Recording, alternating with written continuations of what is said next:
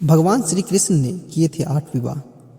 आइए जानते हैं उन 8 स्त्रियों के बारे में जिनसे भगवान श्री कृष्ण ने विवाह किया था। पुराणों के अनुसार श्री कृष्ण ने 8 स्त्रियों से विवाह किया था जो उनकी पटरानियां बनी थीं। ये थी रुक्मिणी, जामवती, सत्यभामा, कालिंदी, मित्रविंदा, सात्या, भद्रा और लक्ष्मणा। आइए जानते हैं श्री कृष्ण द्वारा इन 8 स्त्रियों के साथ किए गए विवाह की कहानियाँ और क्यों इनके साथ श्री कृष्ण ने विवाह किया था। सबसे पहले रुक्मिणी के बारे में जानते हैं।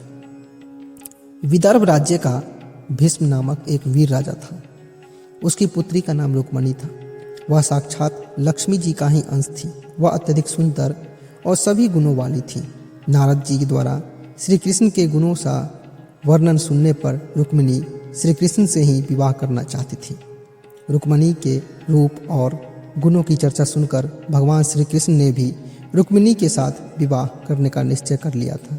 रुक्मिणी का एक भाई था जिसका नाम था रुक्मी। उसने रुक्मिणी का विवाह शिशुपाल से तय कर दिया था।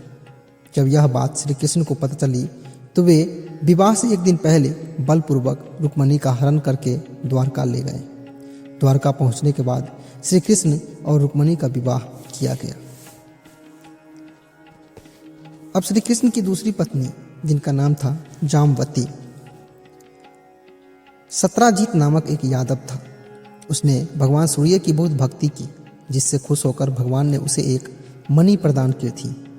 भगवान कृष्ण ने सत्राजीत को वह मणि राजा उग्रसेन को भेंट करने को कहा, लेकिन सत्राजीत ने उनकी बात नहीं मानी और मणि अपने पास ही रख ली। एक दिन सत्राजीत का भाई प्रसेन उस मणि को लेकर जंगल में शिकार करने गया। वहां एक शेर ने प्रसेन का वध करके वह मणि छीन लिया और अपनी गुफा में जा छुपा। कुछ दिनों बाद ऋक्षराज जामवंत ने शेर को मारकर वह मणि अपने पास रख ली। सत्राजीत ने मणि चुराने और अपने भाई का वध करने का दोष श्री कृष्ण पर लगा दिया। इस दोष से मुक्ति पाने के लिए श्री कृष्ण उस मणि की खोज करने के लिए वन में गए। मणि की रोशनी से श्री कृष्ण उस गुफा तक पहुंच गए जहां जामवंत और उसकी पुत्री जामवती रहती थी। श्री कृष्ण और जामवंत के बीच घोर युद्ध हुआ। युद्ध में पराजित होने पर जामवंत को श्री कृष्ण के स्वयं विष्णु अवतार होने की बात पता चली। श्री कृष्ण का असली रूप जानने पर जामवंत ने उनसे क्षमा मांगी और अपने अपराध का प्रायश्चित करने के लिए अपनी पुत्री जामवती का विवाह श्री कृष्ण के साथ कर दिया। अब श्री कृष्ण की तीसरी पत्नी सत्यभामा के बारे में जानते हैं। मणि लेकर श्री कृष्ण द्वारका पहुंचे। वहां पहुंचकर श्री कृष्ण ने वह मणि सत्राजीत को दे दी और खुद पर लगाए गए दोष को गलत साबित कर दिया। श्री कृष्ण के निर्दोष साबित होने पर सत्राजीत खुद को अपमानित महसूस करने लगे। वह श्री कृष्ण के तेज को जानते थे, इसलिए वह बहुत भयभीत हो गए। उसकी मूर्खता की वजह से कहीं श्री कृष्ण उनसे कोई दुश्मनी न हो जाए, इस डर से सत्राजीत ने अपनी पुत्री सत्यभामा का विवाह श्री कृष्ण के साथ कर दिया। इसके बाद अब श्री कृष्ण की अगली जो पत्नी है सत्या, जिनका नाम नग्नजीती भी था, उनके बारे में जानते हैं। कौशल राज्य के राजा नग्नजीत की एक पुत्री थी जिसका नाम नग्नजीती था। वह बहुत सुंदर और सभी गुणों वाली थी। अपनी पुत्री के लिए योग्य वर पाने के लिए नग्नजीत ने शर्त रखी। शर्त यह थी कि जो भी क्षत्रिय वीर 7 बैलों पर जीत प्राप्त कर लेगा उसी के साथ नग्नजीती का विवाह किया जाएगा। एक दिन भगवान कृष्ण को देख नग्नजीती उन पर मोहित हो गई और मन ही मन भगवान कृष्ण से ही विवाह करने का प्रण ले लिया। भगवान कृष्ण यह बात जान चुके थे।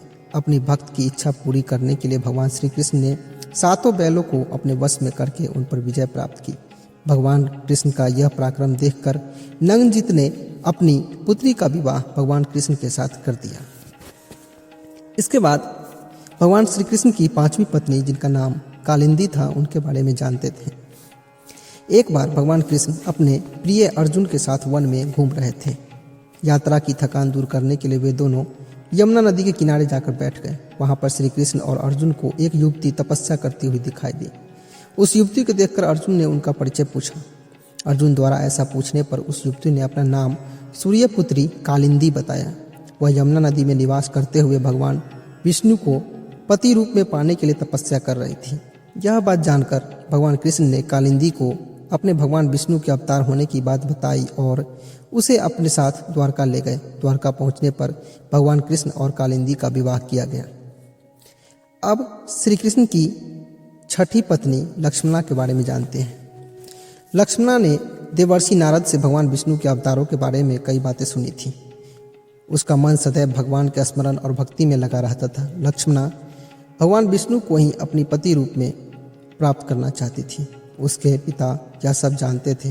अपनी पुत्री की इच्छा पूरी करने के लिए उसके पिता ने स्वयंवर का एक ऐसा आयोजन किया जिसमें लक्ष्य भेद भगवान विष्णु के अवतार श्री कृष्ण के सिवा कोई दूसरा न कर सके। लक्ष्मणा के पिता ने अपनी पुत्री के विवाह उसी वीर से करने का निश्चय किया जो कि पानी में मछली की परछाई देखकर मछली पर निशाना लगा सके। शिशुपाल, कर्ण, दुर्योधन, अर्जुन कोई भी इस लक्ष्य का भेद न कर सका। तब भगवान कृष्ण ने केवल परछाई देखकर मछली पर निशाना लगाकर स्वयंवर में विजयी हुए और लक्ष्मणा के साथ विवाह किया। भगवान श्री कृष्ण के सातवीं पत्नी मित्रविंदा के बारे में जानते हैं। अवंतिका जो कि उज्जैन है की राजकुमारी मित्रविंदा के विवाह के लिए स्वयंवर का आयोजन किया गया था। उस स्वयंवर में मित्रविंदा जिसे भी अपने पति के रूप में चुनती उसके साथ मित्रविंदा का विवाह कर दिया जाता। उस स्वयंवर में भगवान श्री कृष्ण भी पहुंचे। मित्रविंदा भगवान कृष्ण के साथ ही विवाह करना चाहती थी, लेकिन उसका भाई विंद दुर्योधन का मित्र था, इसलिए उसने अपनी बहन को बल से भगवान कृष्ण को चुनने से रोक लिया। जब भगवान कृष्ण को मित्रविंदा के मन की बात चली तब भगवान ने सभी विरोधियों के सामने ही मित्रविंदा का हरण कर लिया और उनके साथ विवाह कर लिया। अब श्री कृष्ण की आठवीं पत्नी भद्रा के बारे में जानते हैं कि उनका विवाह श्री कृष्ण से कब हुआ और किस कारण से हुआ। भगवान कृष्ण की श्रुतकृति नामक एक भुजा कैकई देश में रहती थी। उनकी एक भद्रा नामक कन्या थी। भद्रा और उसके भाई भगवान कृष्ण के गुणों को जानते थे, इसलिए भद्रा के भाइयों ने उसका विवाह भगवान कृष्ण के साथ करने का निर्णय किया। अपनी भुआ और भाइयों को इच्छा पूरी करने के लिए भगवान कृष्ण ने पूरे विधि विधान के साथ भद्रा के साथ विवाह किया। इस तरह से हम लोगों ने देखा कि भगवान श्री कृष्ण की 8 पत्नियां थीं, जिनके नाम थे रुक्मिणी, जाम्बती, सत्यभामा, कालिंदी, मित्रविंदा, सत्या, भद्रा और लक्ष्मणा। अगर आप भी ऐसे ही इंटरेस्टिंग बातें हमेशा जानना चाहते हैं तो आप हमारे चैनल को सब्सक्राइब कर सकते हैं, और अगर आप लोग को अच्छा लगा हो ये जानकारी तो आप इस वीडियो को ज़रूर लाइक करें। धन्यवाद।